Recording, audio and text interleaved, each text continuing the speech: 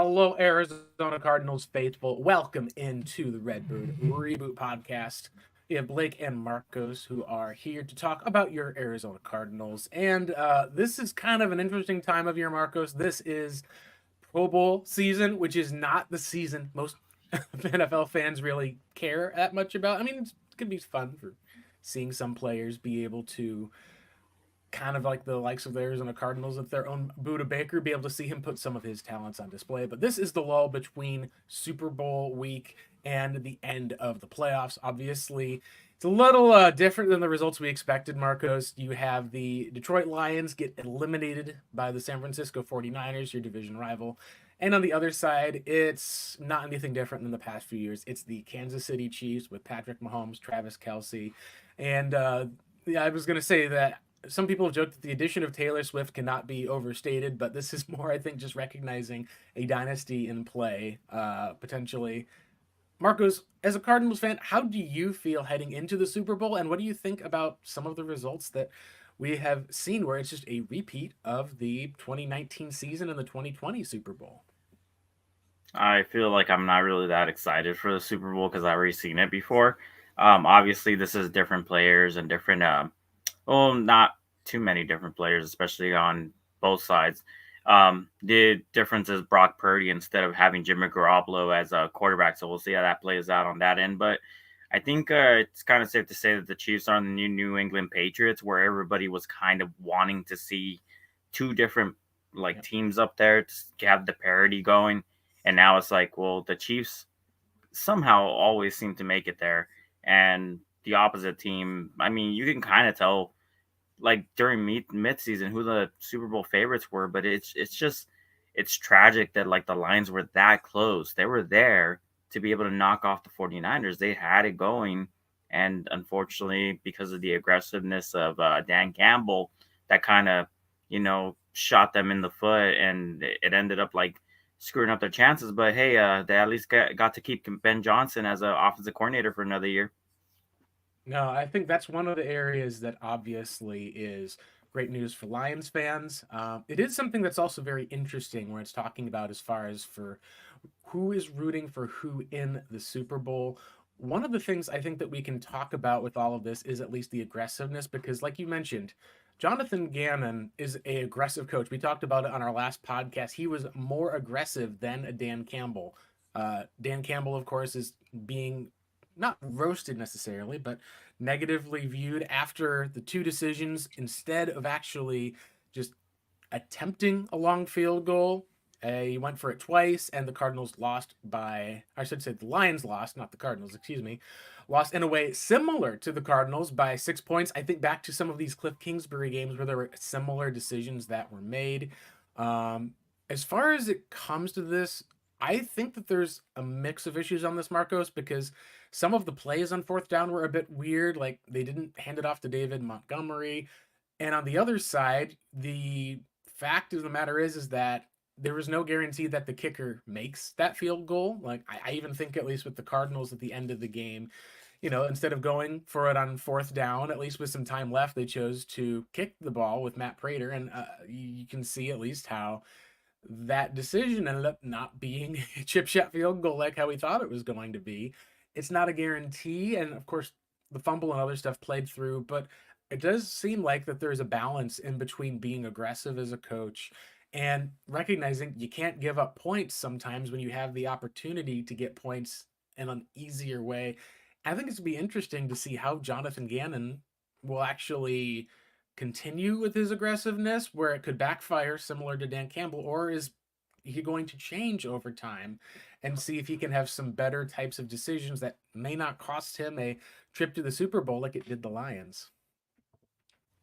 Yeah, exactly. And it's funny because we've started seeing some cracks in these coaches who are considered to be aggressive, and it just doesn't seem to start playing out in their favor unless it's always been a decision. When it works, it's great, but when it doesn't work, it comes back to that. And if it worked on those one of those instances, you could see the Lions going to the Super Bowl and not the 49ers, because at the end of the day, the difference was the field goal. But it's just like said, hey, these guys execute. They did exactly what they were told to do. They did it the way they were supposed to. We're not even having this discussion, but it's unfortunate because it was a coin toss and they ended up getting tails instead of heads. Absolutely. And that's just where it comes up, like you said, at least a lot of times. If the execution isn't there, or even luck can be a factor as well. The Niners' entire second half comeback started off of what should have probably been a interception. Instead, it bounces off of the defensive back into the arms of Brandon Ayuk for a big play.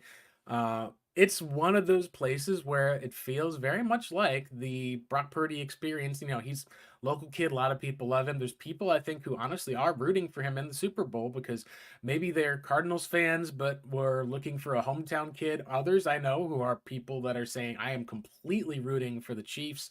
I do not care if Taylor Swift is on the TV 4 or 5 times. I do not want a division rival to win a Super Bowl. Brings up the question of who, as a Cardinals fan, do you root for now that it feels like it's a choice between a rock and a hard place? Like there's not a Lions team, there's not a Lamar Jackson that you can truly root for. It's kind of a tossed, should say at least, it's kind of a toss up, and there's arguments on both sides.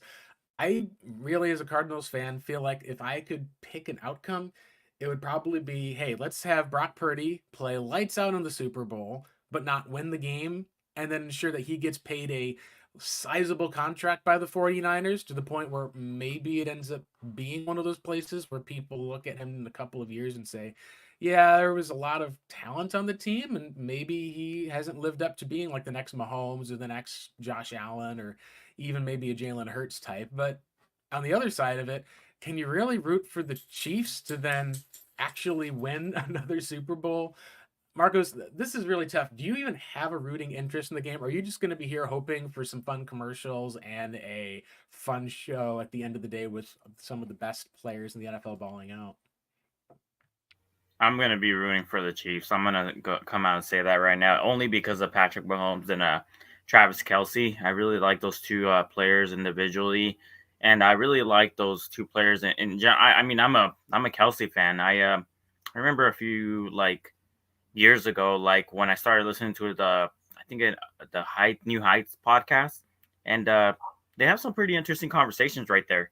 So I really enjoyed like listening to that podcast. One in particular was about PFF, and that's where I got the notion about like the possibility of maybe players, getting paid off by like paying off, having their agents pay off like people who do the PFF grading system Right. because it does roll into contracts. And it was a really, it was a really interesting conversation. So anyhow, like I am probably going to be going for the Chiefs. Well, not probably, I am. But it's not to say that I don't like what Brock Purdy has done and or like who he's been, because I think the guy was like a big Kurt Warner fan. He even wore the same Right. like jersey with that picture with Patrick Peterson, and he still carries the number 13 with him. So I think his heart's Mm-hmm. kind of still here in a way. Obviously, the local people that know him are going to be rooting for the 49ers. So it's kind of weird. And then I also drove by and saw a billboard that said "Go Brock Purdy" from a Mm-hmm. lawyer's. And I was like, okay, well, I mean, there's some people that want success for him. So Yeah. I don't know. I just it's tough to be Yeah. honest with you. I think, like I Oh, said, I'm going for the yeah. Chiefs. Yeah, I always like to say that there's teams you root for, there's players that you root for, there's people you root for. All of those can be separated at least with how it turns out. Like being a fan of the Cardinals players and the Cardinals organization may be different than being a specific fan of Kyler Murray, for example.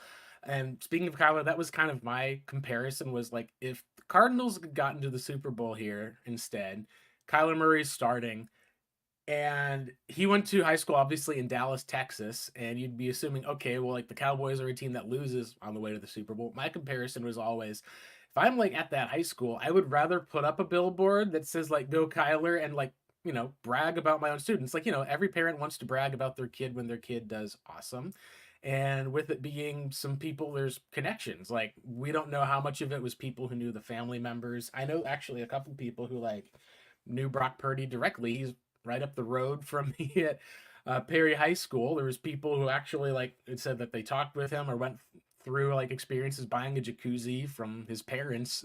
So you're in that spot at least where it feels kind of like how I think of Cardinals fans, can feel about Patrick Peterson now, being his time as a Cardinal, his time elsewhere. And then there's a relationship, I think, that you have with a player who's actually on a rival team. Like, I think of Anquan Bolden on the 49ers as a great example, where I was like, okay, is Anquan an enemy now? But I rooted for him here. And so it's a very unique spot. But I'm with you.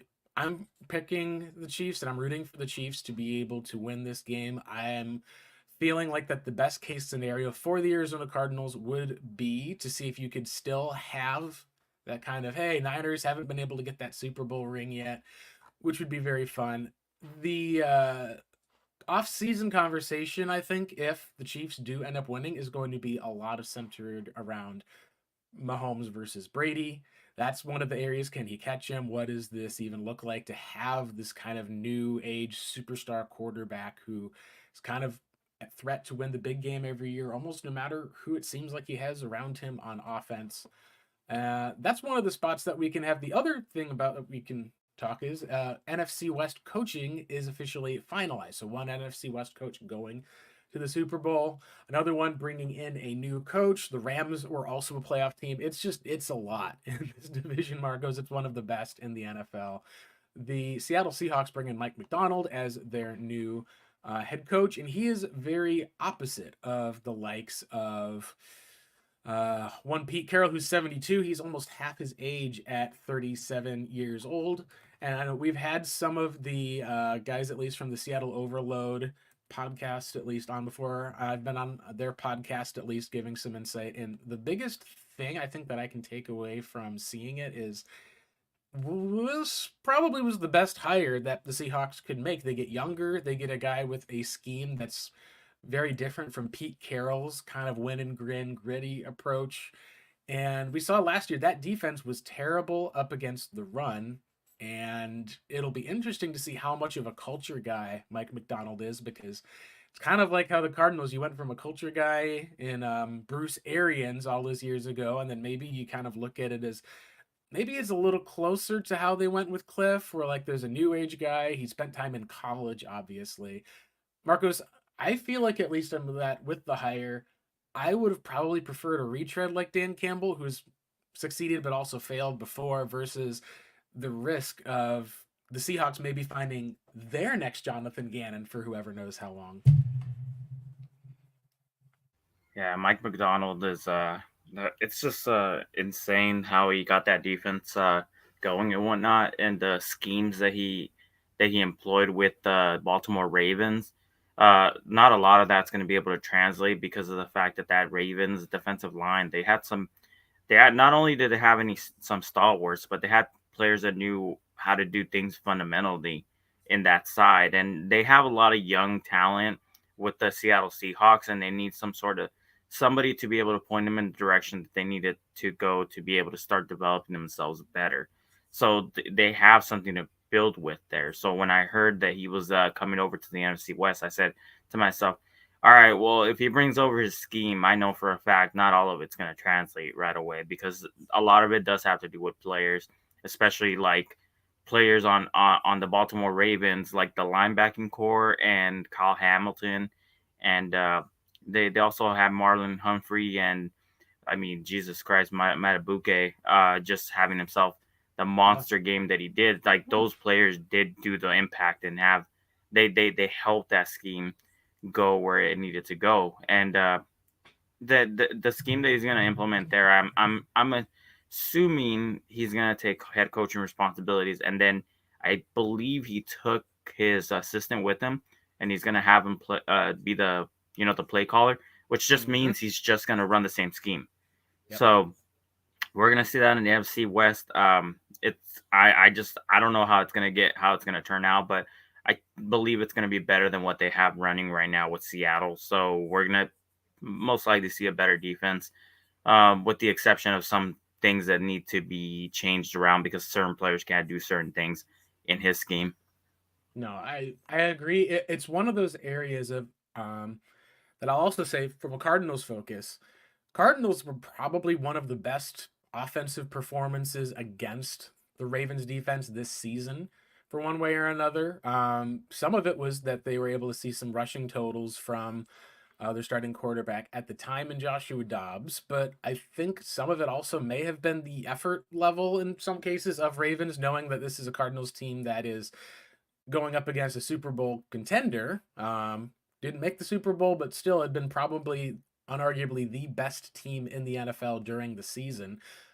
But at the same time, it made me almost a bit more impressed with what actually Drew Petzing was able to do. Because when the Cardinals went and took on the Ravens, you got to recognize at least that this is a time period in which the Cardinals were in a home game, certainly, but this was kind of in the midst of they had injuries and other areas that were happening up for the most part. It was kind of the first breakout game that you had for Trey McBride. He ended up with almost 100 yards and a touchdown on the day. You had Amari DiMercado getting the start. He ended up carrying it 20 carries, 78 yards, so about 4 yards a pop. Cardinals came out and scored first, at least on like their opening drive for the most part. I believe it was, unless I'm mistaken, that they went through, started at their 25, drove all the way down against that defense. Even went for it, I believe, on 4th and 1 to Hollywood Brown. Ended up kind of keeping it a close game where it was just heading into the half. The Cardinals have forced multiple punts, and then they end up actually taking the ball over at the 10-yard line. And the Michael Wilson pass got intercepted, and the game just went completely, it seems like, toward the level of Baltimore after a couple of punts to start the third quarter. Like Arizona essentially kept them in the game all the way up until that fourth quarter. And then that other turnover from Josh Dobbs kind of ended the game.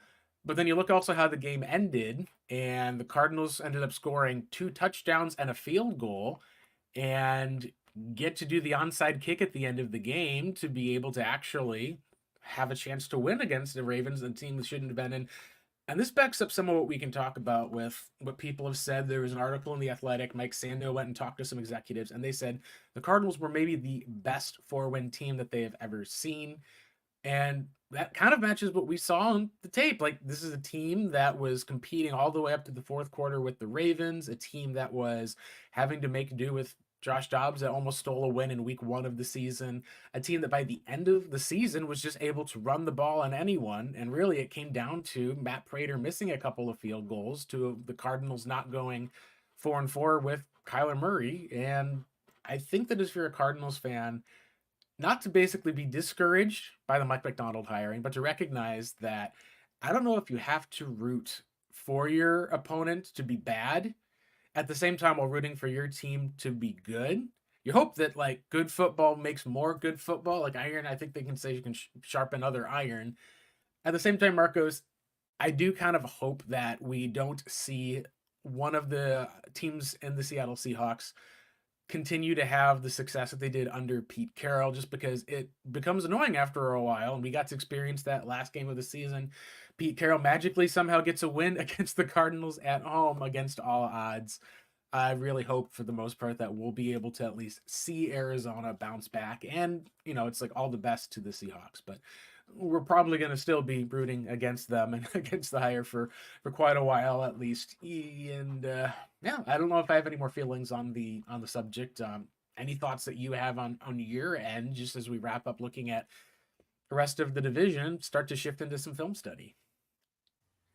Well, the thoughts are like it was interesting. So we have the young, like up and coming, like master, like a like not master plan. I forgot what the name is, like the mastermind or whatever for a certain scheme that just popped up. So they implement that scheme somewhere else, and then it's always interesting to see how much of that translates. How much is this coach gonna change whatever is going on here? Because we saw what he did, and he did it on an X's and O's level, and then he took it somewhere else, and then it either failed or succeeded. So the last example I have of that I know of note is Brandon Staley. So Brandon Staley was the defensive coordinator for Los Angeles Rams in 2020. That team was the only team that actually got better defensively, and every single team in the in the league at that time because it was the COVID year where nobody got to practice during the offseason. They pretty much just dipped the numbers. So that's the reason why he was given the nod as the Los Angeles Chargers head coach, because he was a hot head coaching commodity coming out at that time because of the fact that he had that team playing at an elite level that they were. Of course, he took that to Los Angeles Chargers, and then we never saw that come into fruition. Hmm. And they made some moves to try to get more players into their system or whatever they needed to do, but it just never took off. So that's the argument. It's like, okay, so you're hiring this guy because he's a mastermind, and then he's coming to this team because you think, oh, he's going to bring over his scheme, he's going to bring over his philosophy, it should make it better, but it didn't. And then the argument comes, was it the players that did it the whole time for him that just fit into that scheme like a glove? So that's going to be the same like situation with like Mike McDonald. How much of a scheme is going to come over and actually translate and then make the Seahawks better? Or is it just going to have to be like a D'Amico Ryans, where D'Amico Ryans brought over his scheme as well? But we know D'Amico Ryans does more than just a scheme. That's the reason why I was pulling for him so hard, because his players loved him. And his players often spoke of him. His players always said, you had the Nick Bosa soundbite of saying, like, I'll die for him or something like that. So just these type of like feelings towards like, yeah, I love that guy. Mm-hmm. And then he comes over to the Houston Texans, and of course he has a good offensive coordinator who I think his name is Bob Slowick. He's looking like, hey, yeah, exactly. So he looks like somebody who's primed to get a head coaching job now in year one, and his defensive coordinator plus his defense was playing better than what we expected. But we see how excited he gets on the sideline and how he gets his people ramped up. So there's the differences. Are you hiring this guy because he's a culture guy and fires people up, or are you hiring because of the scheme? And what's better going forth? Right. No, absolutely. The best coaches always have both. I think of how Bruce Arians was exactly that type of guy. It was a culture fit, had a very interesting scheme. Speaking of scheme, we were going to talk about one of the interesting hires that also happened over the week, but we do have actually some breaking news we can cover here. Cliff Kingsbury, according to Adam Schefter, this popped up just about 6 minutes ago, has withdrawn himself from consideration for the offensive coordinator job of the Raiders per Eric Burkhart. What the heck? So this is something that seemed like it was a done deal. It was reported that he was going to be the offensive coordinator of the Raiders, and it just has fallen apart. This is interesting, Marcos. Like, Cliff has always been a guy that will kind of do what's best for him. Like, I think of he took on the offensive coordinator spot at USC, leaves there, and goes to the Cardinals job, and ends up back at USC. Like, this has been kind of a wild situation, especially because from what we knew, he was a guy seemingly going to work with former college guy with Antonio Pierce. He seemed like he was the favorite for the job. This is honestly very, very crazy, Marcos. I think the first takeaway that I can have is that this did not seem like it was a good fit from the get-go. Especially if the one thing that people have wondered about would be if a team like the Raiders would be trying to trade up to get the likes of a Caleb Williams. Cliff Kingsbury would make, quite a bit of sense, as people have said. I think it would have had very similar results to what we saw with Kyler Murray, where just because a guy can run the same scheme or same offense, sometimes it may not be as worthwhile to do so, unfortunately. And gosh, this is something I'm very curious about. We'll have to find out a little bit more information, obviously, about this, but I'm really intrigued to figure out what the actual reason is. Like with Cliff Kingsbury, we know for a fact that he was the favorite going in, Marcos. This is wild. So I'm gonna have a little thing with Cliff in Vegas. R.I.P. Cliff in Vegas, February 2024 to February 2024. Oh goodness. Yeah, no, like what are some of your thoughts, at least, Marcos, on just this is the Cardinals? We're about to talk. Cliff is back in the NFL. What is that Raiders team, going to look like? Is it going to be on him or Kyle? Are we going to see Kyler kind of be redeemed? What do you think, at least, about this thing that's happened just in the last few minutes? I don't know. That was actually interesting. I had no idea that he was gonna really be up for consideration against that on that job with Las Vegas Raiders. and it would have been quite a lifestyle for him because we know that he's a younger coach and he has that lifestyle. He's shown it that like hey, I do that, but I also go out and party too. And I mean, he goes with his wife, on trips and whatnot. So I was like, what what made him withdraw? That was it just the personnel? Was it things just didn't fall in? It's just it was interesting that I had no clue, and that to me was like, wow, he was like 4 hours away from Arizona, so he's like far, but he's still around the same area. So it's like that was interesting. Maybe he just didn't like. Maybe they just both couldn't come to terms with on the contract. Maybe there's something going on with him getting offered a different job, or maybe it's just there's so many like there's just so many factors that come into play. So it's plus I mean I don't know how he views that quarterback room with Aiden O'Connell, and I'm not sure what pick they have going into this year if they can even get 13. themselves 13. Yeah. Yeah, that's pretty far up there. So They'd yeah, they have would to have to make do a drastic a trade. Rams, like trading all the way up for Jared Goff type of a trade where you're not just giving away, a first this year, a first next year, and then a second this year. You're talking about probably 3 first-round picks, at least 2 second-round picks. Maybe you end up having to throw in something else that's there.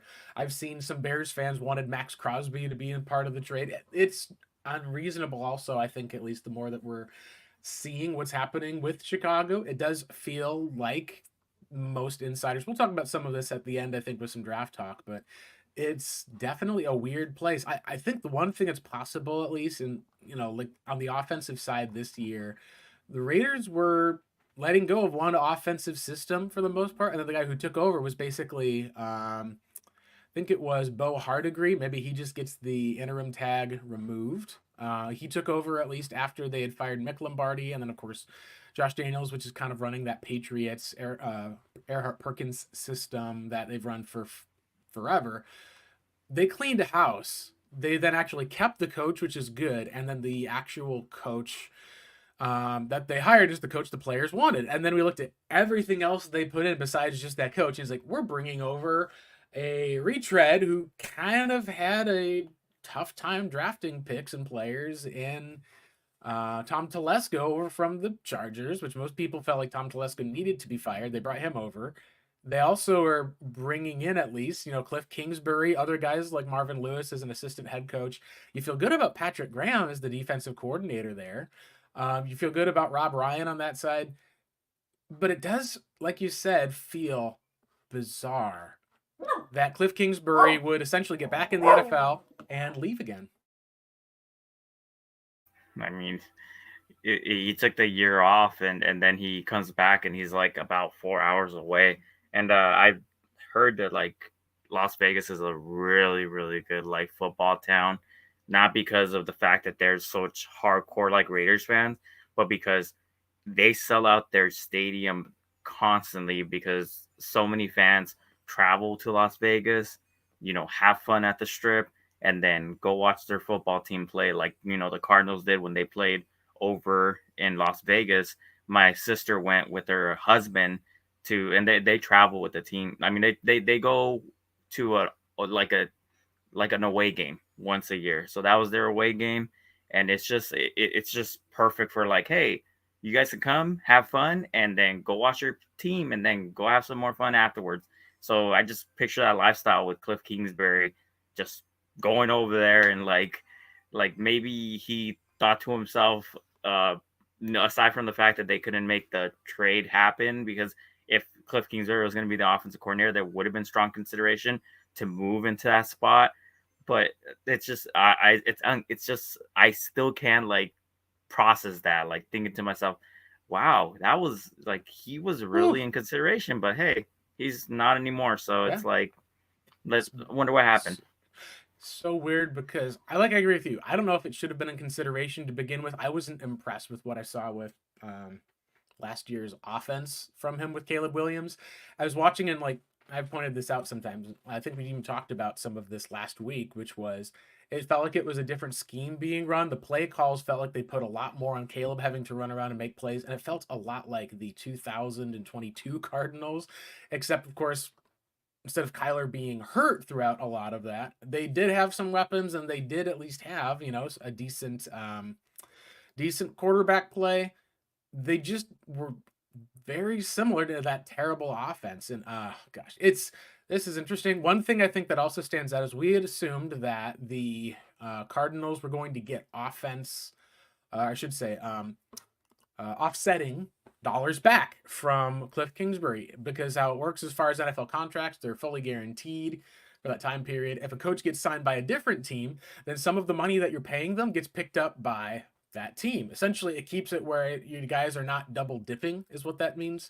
Because it wouldn't make sense for you to have a coach that goes to 3 different teams and is then getting 3 different contracts.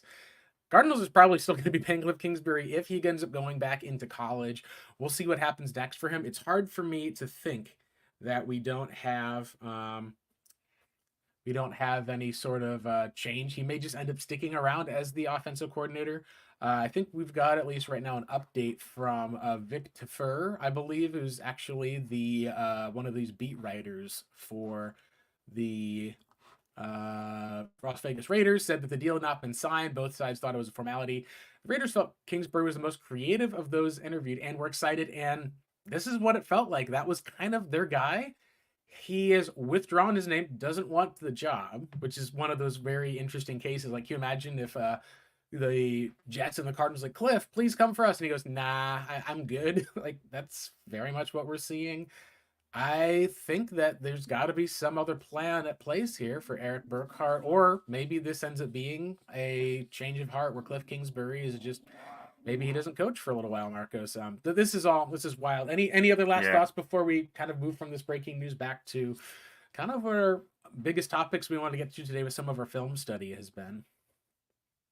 Well, I really hope that he lands somewhere that he wants to be. If he doesn't want to coach or he doesn't want to be an offensive coordinator somewhere, then this is the right decision, and he shouldn't take a job that he doesn't want to take. And it could be for many factors at that point. But I just want him to do what I think he wants to do and be happy doing it. So if he wants to go back to college and stuff, then that's great and all. That college system does pan out better.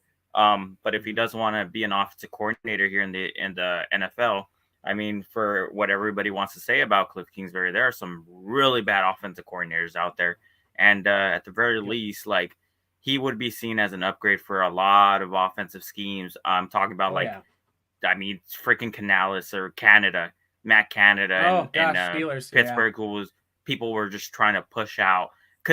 Anybody could have done better. The Eagles job, I was like, oh man, that would be an instant upgrade over there, even though like the schematic things were similar to what he did with the Cardinals. Yeah, you get a huge talent. He did some different, but he did some like, I mean, there was some other evidence that he also wanted to implement different type of stuff like under center action as well. I'm still trying to wait for that article to come out on that, like, hey, this is actually what happened behind the scenes that we couldn't tell you. But I thought that was a, like, the best like opportunity for him to get back into the NFL and have at least some success, because I think me and you could have called a better scheme with the Eagles, and it wouldn't have taken much for us to realize, like, maybe we shouldn't call so much plays in the shotgun and stay so static. Maybe we should implement some motion. I mean, it was just like, did this guy want to lose his job? Because that's exactly what I would have been. So I just hope he's somewhere where he's happy. Yeah. Gosh, no. Anyway, this is something from George Wrightster, at least, which is interesting. We know that Chip Kelly had also been a person who was a candidate that was there. In removing from Raiders OC consideration, he thinks that means Chip Kelly's out at UCLA, and that Chip Kelly could then instead be maybe the guy who takes that job. It'll be interesting to see where Cliff lands. But if you were telling me, hey, I'm the Raiders, and I have a choice between Chip Kelly and Cliff Kingsbury, I think that Chip would fit the offensive philosophy Antonio Pierce much better. Maybe this is a case where the UCLA job is open and Eric Burkhart is going, hey, let's go and take that job, Cliff. We can just run over, get you a giant paid contract going into the Big Ten. And Cliff maybe is just kind of, needs to at some point just kind of say no to one or two of those operations. But I don't think it would have been successful for the most part as far as his stay in tenure. So it's weird to say, but good on Cliff, honestly, for not just taking this job to take this job. Hopefully, that is kind of his decision that we get to be able to see there. Let's go and now shift and talk a little bit with some film study. I think at least is something we can do. Um, we wanted to go through and look at some areas of seeing some play from Kyler, taking a look at some of that. We'll describe as best as we can for those of you listening. As far as for some of how that breakdown goes, it's very interesting, I think, Marcos, to be able to figure out just what we've seen over the last few years from Kyler Murray, because over the last, I think it would say at least for sure, outside of the Bears game, the last 3 weeks of the season, it was pretty impressive for the Arizona Cardinals overall, what we saw.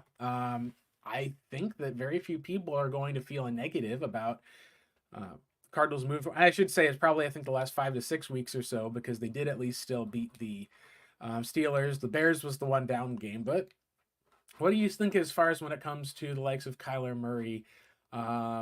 What are you seeing, at least with some of the film, when you go back and are looking at some plays for his development, especially from last year's offense and then into this year's? Well, like my big interest was like what was going on with the connection between him and Hollywood Brown. That's actually what led me to do this project when it came to like figuring out. Like I was saving and clipping all the. And of course, I did it on my phone, but I was saving and clipping everything on my phone of every throw that he had all the way up to the Chicago game, and so I just needed to figure out what was going on between him and Hollywood Brown. And the biggest thing that I saw is just like pacing and timing of the routes and stuff.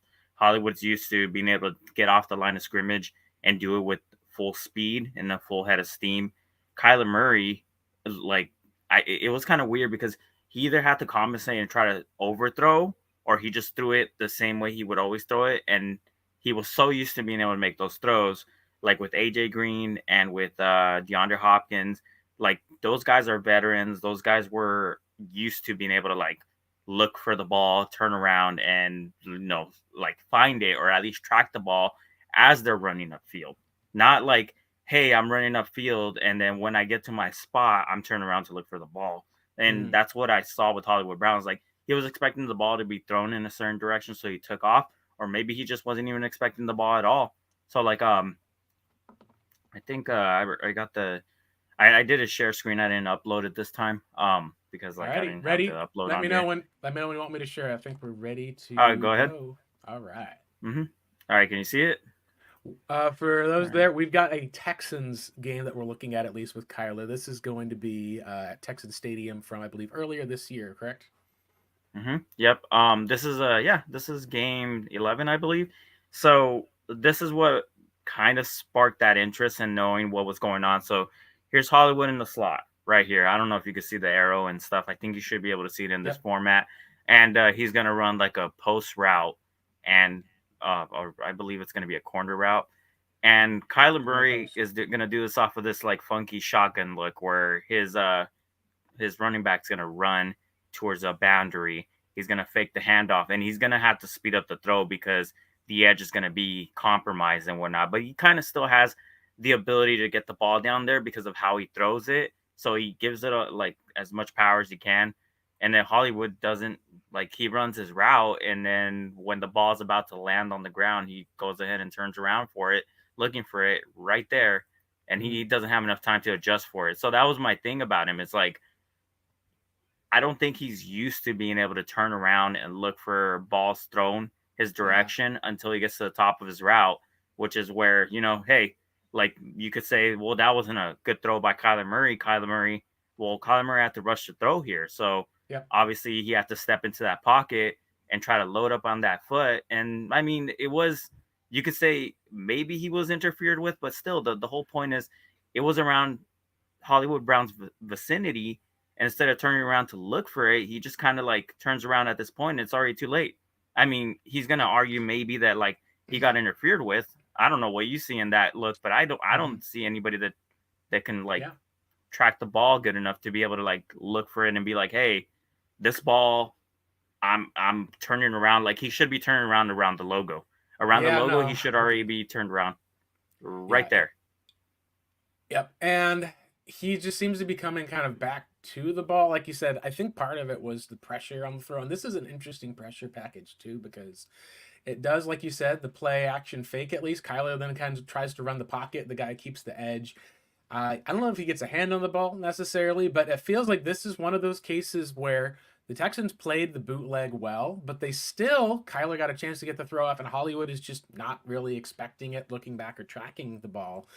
It's kind of one of those places where you can say, yes, the defense wins, but this, like you said, should have been a play in which Hollywood's able to um, be able to recognize Yeah, sooner that he can get back to the ball. We've seen it plenty of times with like Mahomes and underthrow. We even saw it with Trey McBride.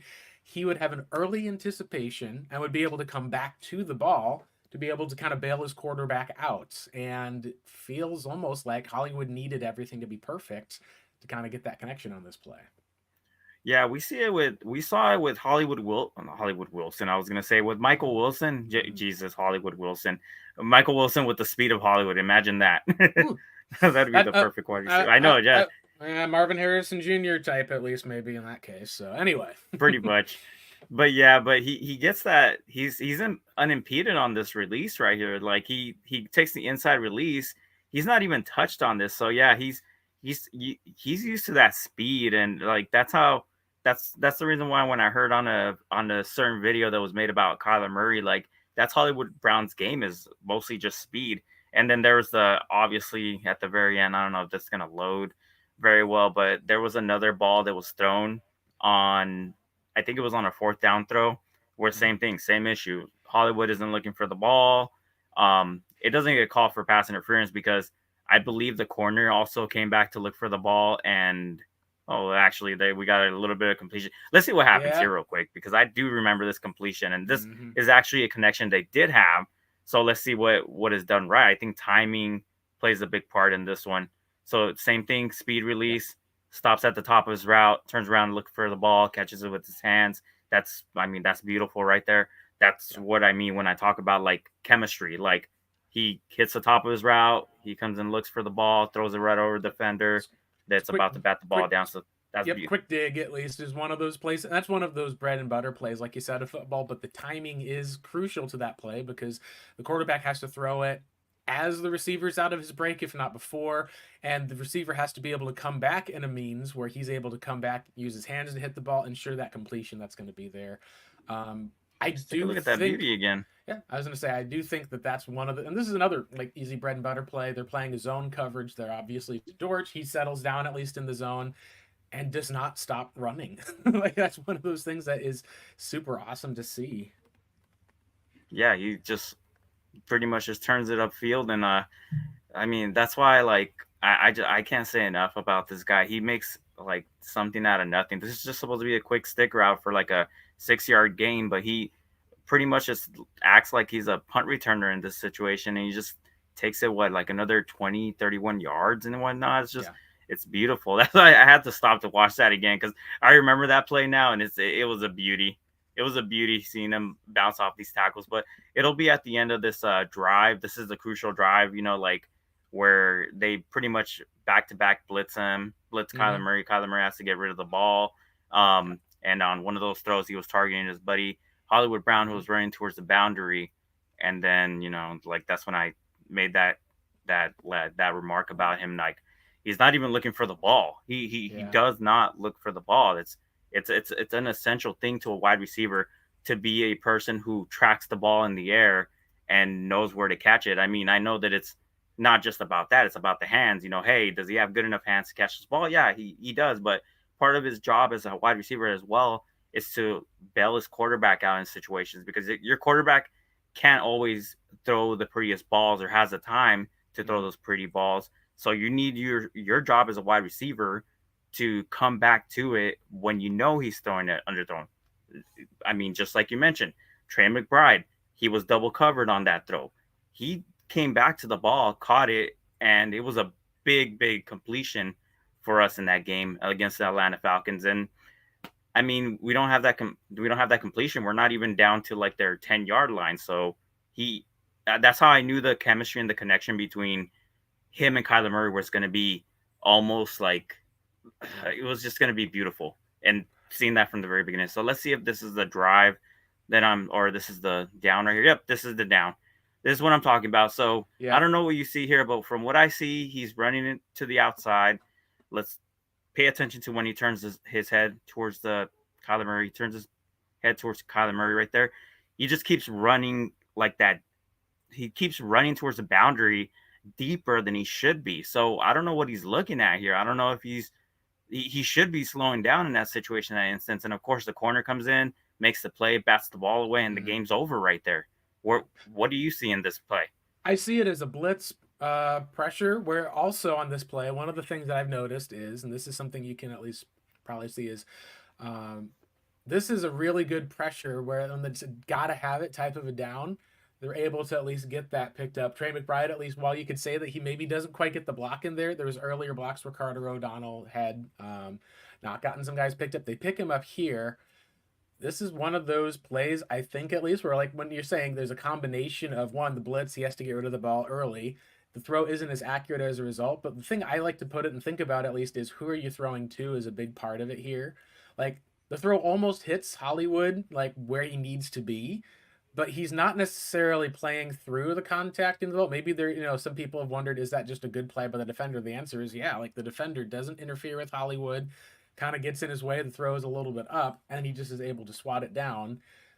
The biggest difference, I'll say at least, is when you're talking about this sort of a play and where it's a my ball type of situation, the type of player you're throwing to and their game, I do think matters. Like if you're throwing to say Trey McBride is the guy who's the target on that play with a big body with a larger size, you've got a smaller defensive back in that route versus having a guy who is a good sized guy at least in the likes of Steven Nelson who's here.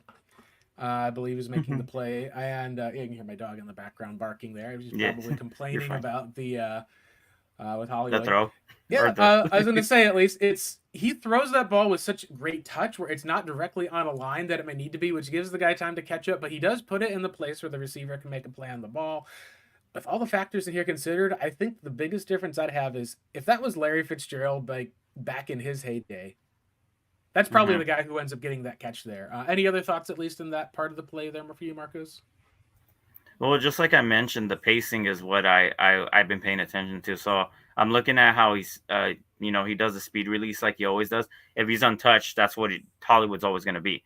He's always going to try to get to the spot as fast as possible because his game is predicated on speed. So he's making his move right here, and like this is where like I made my criticism of what I'm talking about. So he turns his head around, and like at this point, you should know, hey, this is where the ball is, this is where it's located. So whether he didn't know that the defensive back was going to make the play right there, he should have at least kind of stopped. I like this is what we would see from Trey McBride. This is what we would see from Larry Fitzgerald, and hopefully, if we get Marvin Harrison, this is what we would see from him.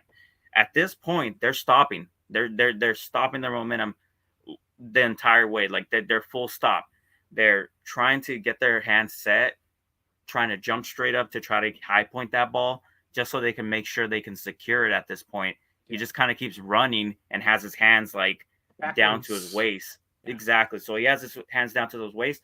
And instead of having his hands up, like that high point 50-50 ball that we know and love from like certain wide receivers that make great plays. I mean, Justin Jefferson does that for a living. Justin Jefferson like turns back, and even if he's getting contact by the corner, he boxes him out, and he just knows that, hey, I need to out jump you because you're not going to beat me to this ball. And so if you're going to interfere with me, good, that's another 15 yards, or if I don't mm-hmm. catch it or whatnot. But I'm jumping straight up for this thing, and I'm going to beat you on it. And Hollywood's just having his Yeah. hands down here, like, hey, it's coming. I need a and I do appreciate what he's trying to do with his footwork right here when he's getting down on his knees to make sure that it's coming in. But he doesn't give this throw any type of success by continuously going and waiting for the ball to come down to him, like having Kyler Murray drop it in the basket for him when he knows this is like gotta have it down. But then again, he's a 5'9" wide receiver that really doesn't specialize in doing that. Yeah, his best abilities are being able to get separation, get open, be a deep threat. Also, being able to recognize that that speed is where he can get some yak. He's actually got really good feet, and we've seen some of the ability to have like some of the hands catching. it just has not been, I think, to the level of what's being asked of him. Like, if I wanted to be kind of perfectly blunt about this, I was wrong when I was looking and said that I thought that Hollywood could be an upgrade over Christian Kirk, because I thought that that deep speed and the ability to get that separation over the top was going to be a separator, where he'd had that additional gear. What we've kind of seen is that he's been closer to a Christian Kirk as far as that he can be that guy who's deep, but he's not really a guy who's your wide receiver one, because of the size, because of some of these issues with hands and some of the areas where we've just seen times where he's needed to track it. And then when it does come down to it, when the throw sometimes gets there, some of just this fact that he's a smaller guy, he's being relied on as a wide receiver one when he probably has his best fit as a wide receiver two, maybe even depending on your scheme with the Cardinals, maybe as a slot guy, and maybe that slot guy can produce as a wide receiver two, but maybe isn't lining up always with that size as an X or a Z guy outside. It does feel like to me, Marcos, that this is just kind of one of those places where in college we got to see a lot of the potential of Hollywood Brown on a larger field.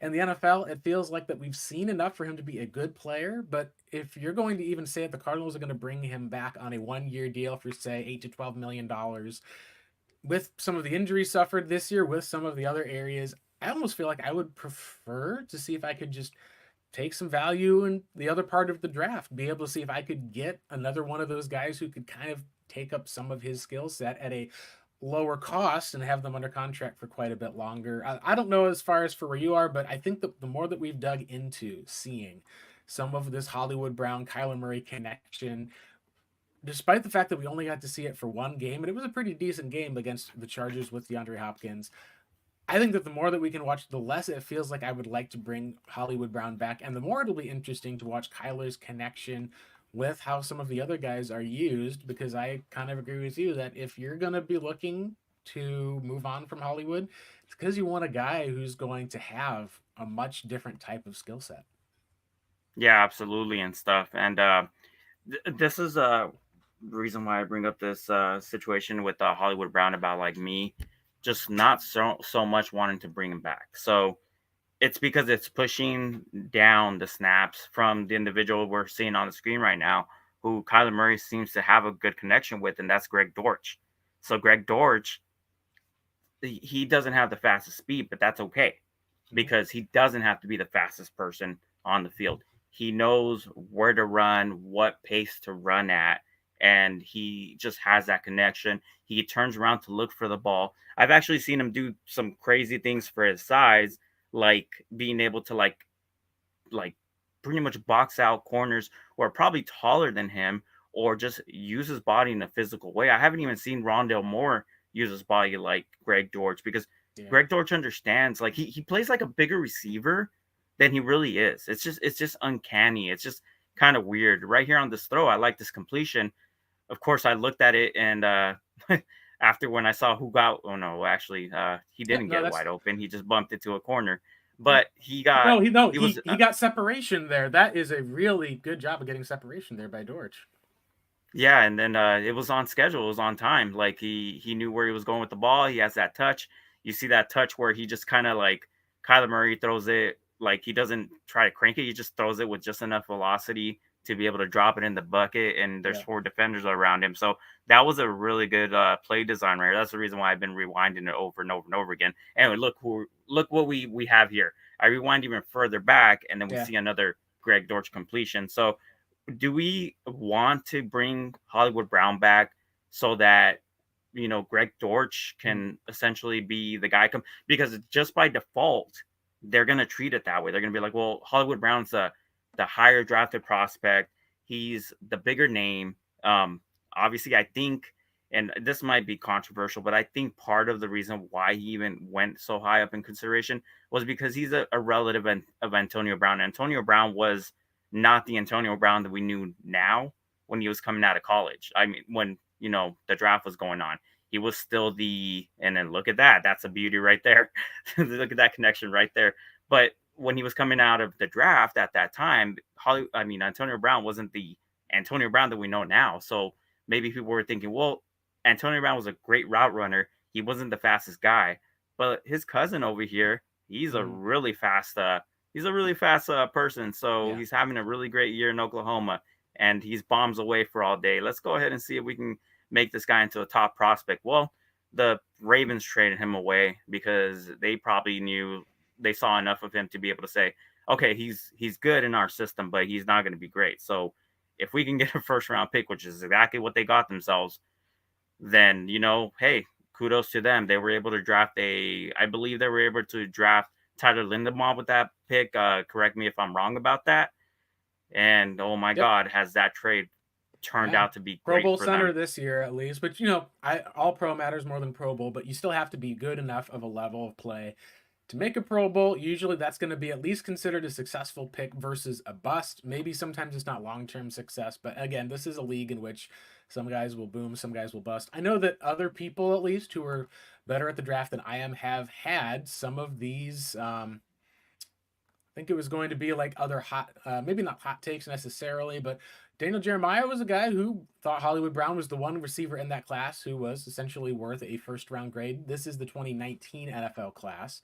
And in hindsight, you can say, hey, like, this is the class that the Cardinals missed pretty much everyone on for the most part, and that a lot of these other receivers actually ended up being really dominant. Let me go ahead real quick, at least here, and I can share one thing while I'm looking it up, at least on my end, which is the receivers taken in the 2019 NFL draft. And this is kind of another Cardinals fans look away type of situation here, but I do think that there is a difference between not maybe perception, but also with college production. A lot of things can pop up. One of those, of course, is going to be the likes of health. A lot of people with Jeremiah said, hey, Hollywood's the one guy I feel pretty confident on having a first round grade on. Some of the other receivers in that class ended up becoming stars at the next level. We can zoom in here at least, but you'll be able to see. So Marquise Brown goes first. N'Keal Harry. A lot of Cardinals fans wanted Harry and Larry that year. I think there is a decent chance from what had been reported that he may have been the pick at least. The Cardinals were looking to try to bring in a wide receiver. Kime could not trade back up for Marquise Brown. Um, we know that they were very interested in AJ Brown at the top of the second round. They end up going with Byron Murphy, but you see Debo Samuel is probably worth a first rounder. AJ Brown is probably worth a first rounder. Some guys ended up dusting hard, at least even with this Pro Bowl from McCole Hardman. It was for special teams. So this is a guy who did not live up to the billing despite being on the Chiefs. Same with JJ Arcega-Whiteside, Paris Campbell, Andy Isabella. The guys that really ended up dominating were not first round guys. It was DK Metcalf being a steal, Deontay Johnson afterwards being the wide receiver one for the Steelers, and then Terry McLaurin exceeding all expectations. These were guys that the Cardinals all had interest in, and instead, of course, what we see is they go after Andy Isabella, Hakeem Butler, and the guy who ends up actually being a selection much later for them, I believe, in Keyshawn Johnson. He ends up being the guy that you look at him and say, man, if they could have just gotten like a little bit higher and taken one of Hunter Renfrow or even Darius Slayton, probably would have been a better outcome. Some of that may be a situational with Arizona, but at the end of the day, Marcos, I think that you're right in we're now in a new era of Cardinals football where instead of, I think, trying to make things work with Kyler's guy and kind of build things around him, I think you need to do what's best for the team and doing what Monty Austin for it has. And some of that may lead into some difficult decisions. So we're going to transition and talk a little bit here about the cap situation for the Arizona Cardinals, some of the contracts. And the first thing I think that pops up, at least, is the question that was posed to, I think this is with Kyle Odegaard. Now, we'll talk about some of this at least here with Greg Dortch in a second, but the question was, what do you do when it comes to Budda Baker for this upcoming season? Because out of all of the players that are going to be kind of looked at for the Arizona Cardinals of cut, release, keep, most of them are pretty easy to predict. The one that's difficult is going to be Budda Baker. And the reason for that is going to be because he has a unique contract situation. We'll go ahead and show this here. For those of you looking at it, he is signed through next year's 2024 season. He has a total cap hit next year of $19 million or so, but he does have guaranteed money. It's going to be about $4 million in dead cap to cut him.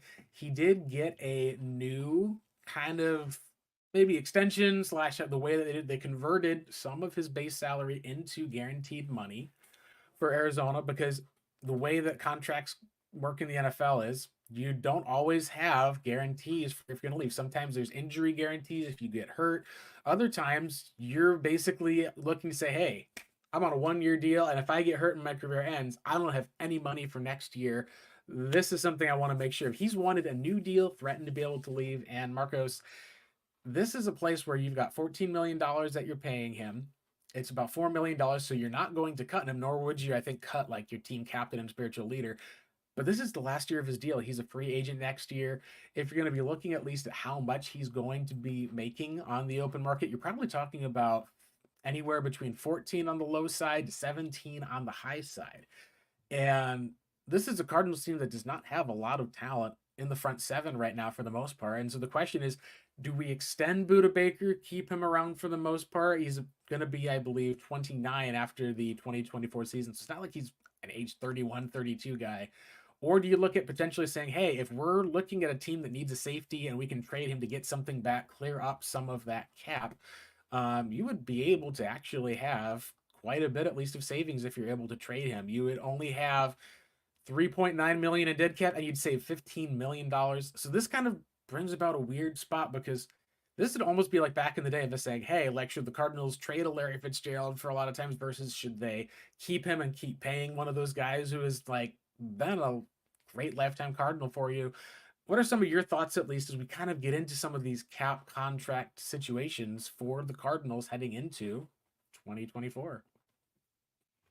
This is a tough thing for me to like this conversation to me really it sucks that we have to have it, but it's just because of the fact that like it is a big, like savings when it comes to like and I'm just gonna ask you at the end of this at the end of what I talked about, there's still some things that I need to understand when it comes to contracts and how they go first. So I was gonna ask you about like structuring with contracts, and I don't believe Buda Baker has the ability to structure, right? Because we have to extend him. Yep, because he's a free Okay. agent. So what happened with this past year was actually what I think was the right move. It was Buddha said, "Hey, I want a new contract." Cardinals are like, "Look, we're trying to save money this year. You're our team captain. We don't want to lose you."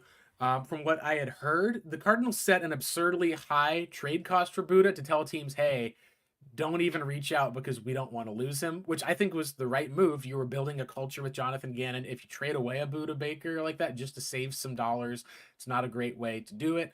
When it comes to this year, I think one of the things that we can look at when talking about the cap is, he's an older safety who, I'm not saying that older, like he's getting into his late 20s, but you look at like the biggest cap figures on the team at least and see what are some of the ways, at least with the Cardinals. Now they've got the cap ability to re-sign Budda Baker.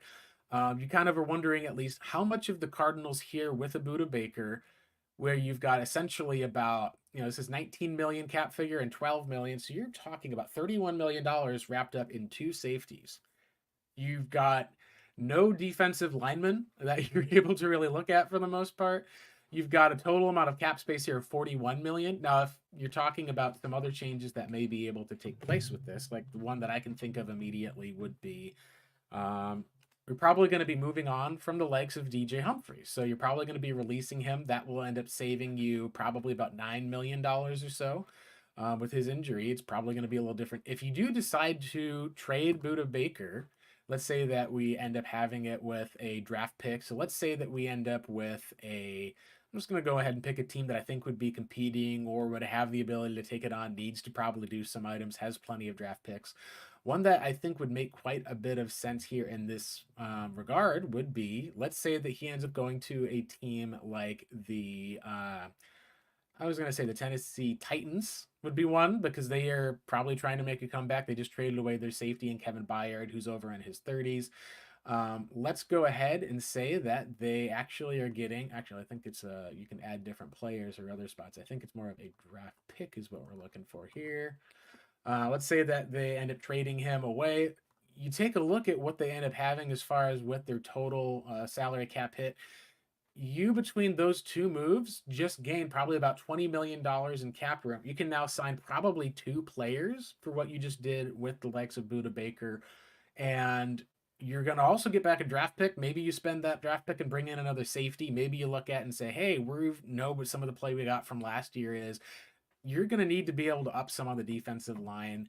Um, those are all different areas that you can figure out with the Cardinals. The other thing that's also interesting, I think, in this case, where we can probably look more at the likes of another player is if you're going to re-sign Budda and you want to take a look at what his actual kind of value or worth is going to be, you can take a look at least at the positional spending overall for teams. So, what are teams spending at the safety position for secondary, cornerback, safety? On average, they're spending about $3 million, but you look at draft picks factoring into any of those areas. You look at least at the top salaries for safety. Let me find those here. And this would be what you're talking about. So you have for the highest safeties in Minka, Quandre Diggs, Jamal Adams. You can see the Seattle Seahawks are going to be letting go of Jamal Adams. He has not been worth it this year. Budda's actually played solid. But if you're going to be talking about Budda being here and he wants to be able to get a new deal done, you're going to be putting him probably at about at worst, somewhere in that $21 to $22 million a year range. And at best, you're probably going to be looking at pretty similar to like around with Marcus Williams, Justin Simmons. Maybe if you get that home team discount, you're still going to be looking at kind of about that $19 million a year for the most part. And that's something that you're not sure if there's going to be his best players behind him. He didn't make as much of impact. Either way, I think that this is the time that we can talk about trading Budda Baker. And as sad as it kind of is, it does feel like it's one of those areas of you're going to have to make a choice. Do you like to Larry Fitzgerald him? And despite he didn't have a great season this past year, especially compared to Jalen Thompson, do you think it's a down year? I think part of it is a combination of all those, Marcos. He, I think, is a top, I think I would say one high safety who would then be able to move around, blitz, cover, be able to at least have a lot of plays that he's able to play on the ball. And he's now in this two safety scheme under Jonathan Gannon where he's playing back a lot more. It's part of why he finished at least with a pretty low outcome, at least with, if you're looking at the stats for this year, you're talking about a grand total of 87 tackles, 29 combined, 0 sacks, no safety, 0 interceptions. He had some pass breakups, but at the end of the day, like he went from being one of those guys who ultimately was, I mean, we're talking about through the year, top leading in tackles, being able to have multiple sacks, having a lot of picks to a guy who just seemed like he was playing in the middle of the field. And he still did everything he was asked to do well, but I think that if you're the Cardinals, it might be one of those times where if you're going to follow whatever that Patriot way was, where you're getting and moving on from guys too soon rather than too late, this may be the opportunity to do it. And that, like you said, kind of stinks because of the way that the NFL works. You would prefer to have Budda saved on a small contract for the rest of his career in Arizona, but realistically, that may not be possible because he's going to want to get paid. And even if the Cardinals keep him for this past year, he would then walk as a free agent. The most you're getting from him would be a third round comp pick in 2 years. I almost feel like you could probably look at saying maybe we can get a second or a third rounder for Budda right now, and that may be the optimal decision that you have to make. Yeah, that's possibly the most optimal position to do. I don't like the idea of trading him at all, just because of the fact that he's so important to our culture, and like he's being asked to do different things. Like that's the reason why he's not looking as good as he was this year in the scheme, is because he's being asked to do different types of stuff in this scheme, as far as like shifting down, shifting up, because they do a lot of that, new end, like, hey, we're going to go one high, shift down to two high. We're going to go two high. We're going to shift down to one high. And most of the time, Budda Baker's that player coming down from the box. And like Jalen Thompson's the one coming up.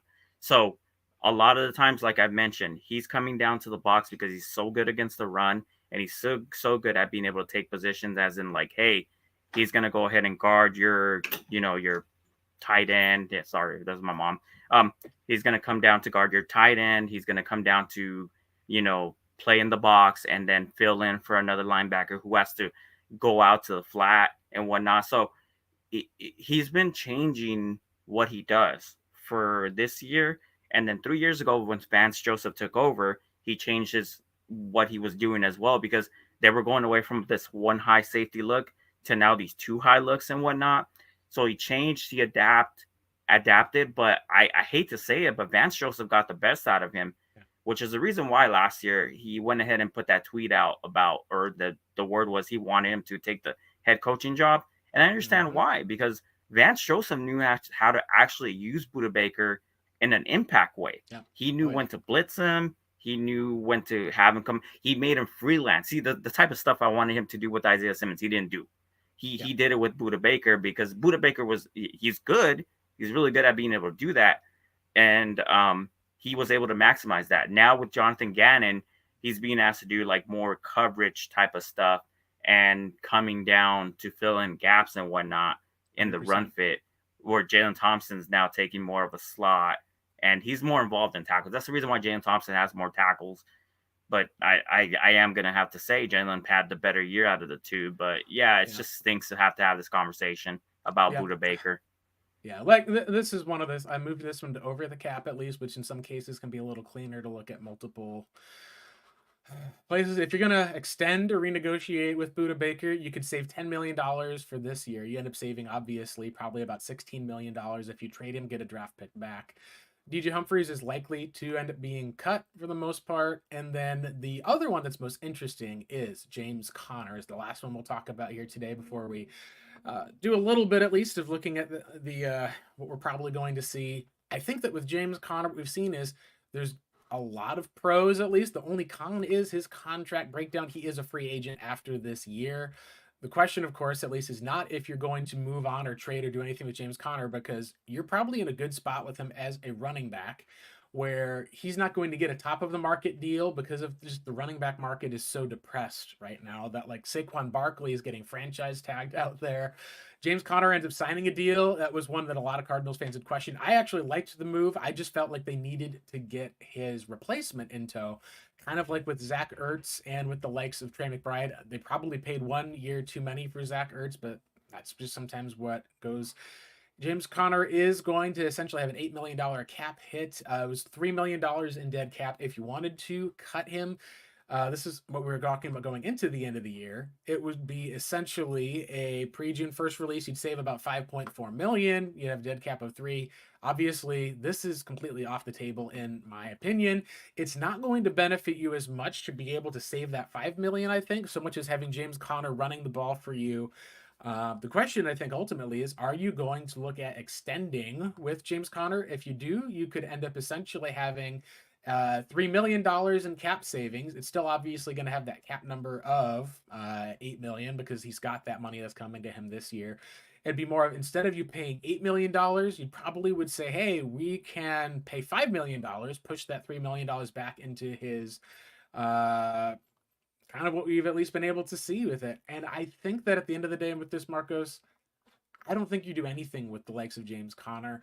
I think that you probably ride it out with him, a 29-year-old running back, and I don't think that there's anything that you have. If you did want to seek an extension, I would probably do a extension for 1 additional year where it's essentially kind of rip up the current deal. It's a 2-year deal.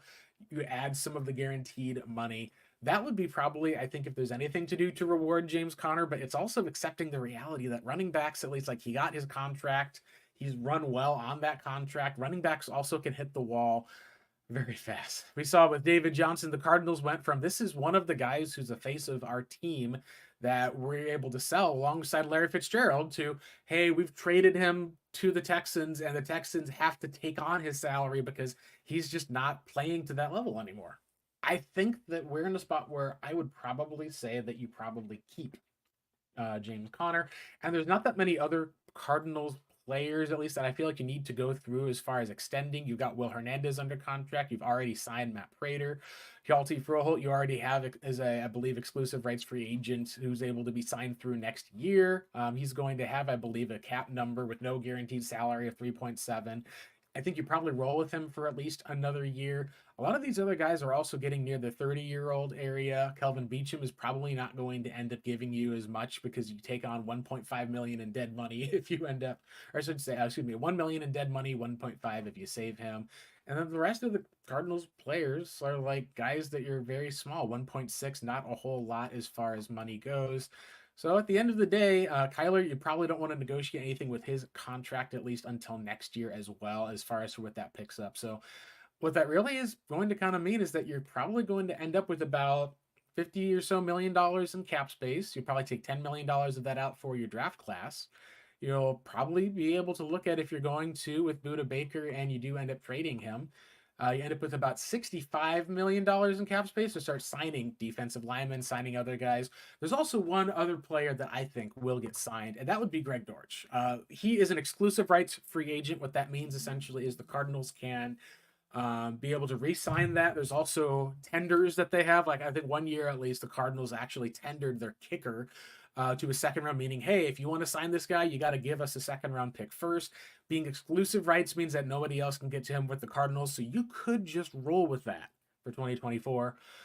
They didn't do that with him. They did it with Jesse Luketa. They did it with Carter O'Donnell.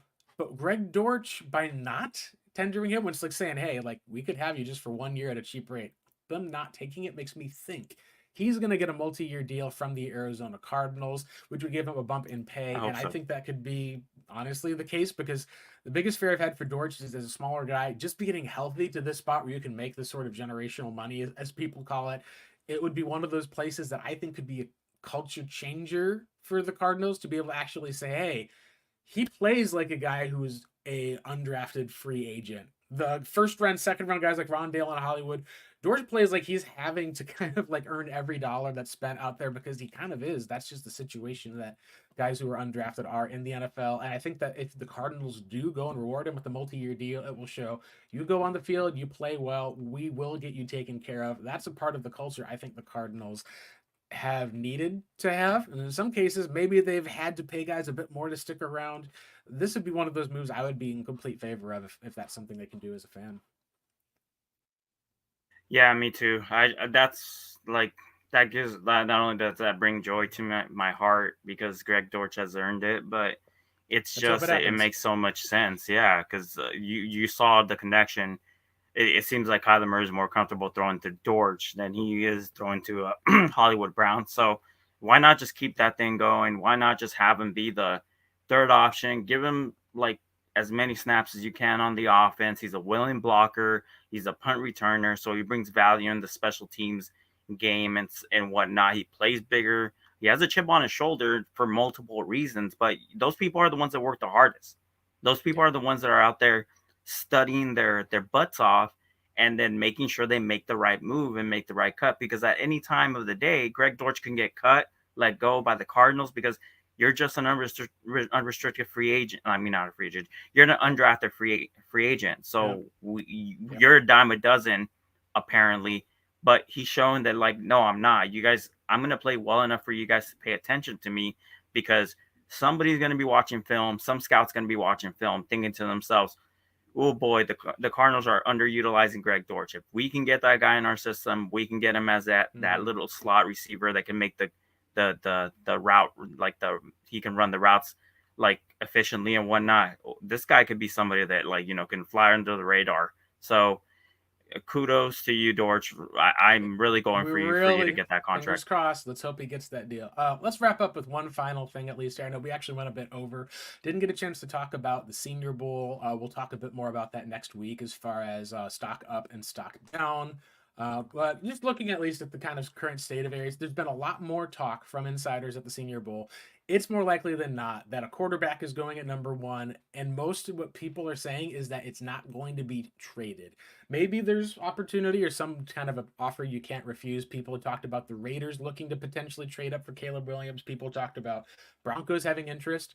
But I believe as NFL Network's Tom Pelissero and others have said, I don't know if these teams will want to trade down. So the current kind of state of the draft is you have the Bears trading away Justin Fields. Maybe that ends up being a spot to the Raiders with now no longer Cliff Kingsbury. Maybe that's to a team like the Falcons. They take Caleb number one overall. Drake May seems to be kind of the consensus quarterback too. There's been some rumblings people have had that, hey, some people may have Jaden Daniels over Drake May. Maybe that ends up being the case. Some people have even wondered, could the Bears go, hey, Caleb is looking to go to play for Washington. He's from there. There was all this whole story in Colin Cowherd this week, at least, where people are saying, oh, like maybe he doesn't want to go to play in Chicago. There's questions. Caleb's camp had to come out and say, like, no, that's not the case. It was almost like this Kyler Murray type of situation, at least, but it was just a little bit of drama ahead of the draft. In any case, I don't think it's as likely that Jaden Daniels would get picked over Caleb and Drake May. Maybe that would be the wild card where they're not taking quarterback 10 out of I think it is UNC again. So it's not another Mitchell Trubisky risk, which I don't think you need to scout the school versus or scout the helmet. You got to scout the player instead. But the biggest thing, at least, seems to be that there's a lot more emphasis on the uh, fact that the New England Patriots could still be taking a wide receiver, excuse me, quarterback over the likes of a wide receiver in Marvin Harrison Jr. This is the current state of things. I think a lot of times we'll wonder what happens if they do not take Jaden Daniels. And Marcos, the one thing I think going through this week that I looked at was if the Raiders have been rumored about trading up for a quarterback. You look at how the draft folds out. After the England Patriots, let's say this is a Marvin Harrison Jr. spot. You have the Cardinals, you have the Chargers in the division, and you have the Giants. Now, this is where it gets kind of interesting because if I'm the Raiders, and let's say that Jaden Daniels is on the board, Marvin Harrison Jr. is off, Cardinals are looking to try to trade back. Do you think you could trade with the Los Angeles Chargers, who are in your division, who'd be gifting you a quarterback? Do you think that the New York Giants would not take a quarterback? Because I wonder also then is let's say that you're the Raiders. I would be worried that a team may look at the Giants and say, hey, I'm the Falcons. I may need to trade up with the Chargers, get to that number 5 spot ahead of the Giants. I know the Chargers aren't going to take a quarterback. They've got Justin Herbert. You may need to get up to number 4 with Arizona so that someone else doesn't trade up one pick below you. So I think heading into where this spot is right now, Marcos, it feels very comfortable to me that, hey, you're probably going to either get Marvin Harrison Jr. at number 4. That seems to be the odds. And on the off chance you're not, a team like the Raiders, maybe they end up making a move. You get a whole haul of picks, and maybe they end up taking quarterback 3 in this class, trying to jump ahead of a, not division rival, to jump ahead of a team that could take a QB, but afraid that that team could deal that quarterback that they're wanting away at pick number 5. What are some of your thoughts about where we're at right now with the likes of the Cardinals? Because as we all know, we're all on board for Marvin Harrison Jr. At this point, it's just waiting for the draft to see if he's going to be there on the board. Yeah, it's going to be like either we're going to get our guy or we're just going to get the guy that like maybe might have a better year than the first wide receiver. Because like some of the things that I was paying attention to is like it's not always the first guy that goes in that position that's the best guy. Sometimes it's the second guy. So it's like, oh, hey, we're not going to be that excited about Malik Neighbors, but if we have him, he's still an upgrade at the position. He's still our number 1 receiver coming in, and he had himself a really good season too. So that's it. It all depends what happens, obviously, the first 3 picks. And when I was paying attention to mock drafts, it was a situation where it's like he can literally go anywhere before the number 1, number 2, and number 3. It just all depends on what people feel about the quarterbacks, like that are going first, because of obviously quarterback's the most important position in most rebuilds. And if you're picking that high up in the draft, most of the time you're just rebuilding. You're trying to start anew. You're trying to get that quarterback who can play at a high level on his rookie contract instead of trying to get that wide receiver that could be generational. They want to get themselves set. So the Commanders have a good wide receiver core, but they even, like I've heard mentions of like, even with that wide receiver core, Marvin Harrison could be an option for them there. Don't think it's very likely. Same thing goes for the Patriots. Patriots, as like, I don't know what kind of beliefs they have with Mac Jones, but the same thing goes right there. So if they feel good enough to be able to say, look, we need to get a quarterback and get our rebuild going for those 2 teams and get something going with our off, especially if they would have hired Ben Johnson with Washington, Yeah. quarterback probably would have been the pick. So, Yep. Oh yeah. Talking about that, just I'm just interested in knowing what's going to go on in those first 3 picks because, like I said, that sets everything else in motion. And of course, we also got to keep an eye on that ticker for ourselves for those trades because that also changes a lot. Yeah. Because if a team really wants Marvin, they'll pick at number 3 to get him because they know, hey, the Cardinals probably are set on Marvin Harrison Jr. We're going to have to trade up to get him. Yeah, absolutely. Okay, well, that's going to be it for our show today, at least for the most part. Next week, we'll be talking about our Senior Bowl picks and also our Super Bowl picks, at least. So how we'll at least see the The season goes for the most part. We're also going to be probably looking at least a little bit more at some of these other players. That's going to be coming up next week for the most part with us. Thanks for sticking around with us. We went a bit over today just because of the late breaking news, of course, with Cliff Kingsbury being out as the Raiders offensive coordinator. But thank you guys again so much for joining us. At least I'm Blake Murphy. You can follow at Blake Murphy7. That there at Pancakes Souls Marcos Labrada. Make sure that you're following our podcast, and we got some other hopeful news we can update you with next week as well. Thank you guys again for tuning in. It's been the Redbird Reboot. It's time for us to log off. Good night. Have a wonderful rest of your weekend, everybody. See you guys. Have a safe weekend.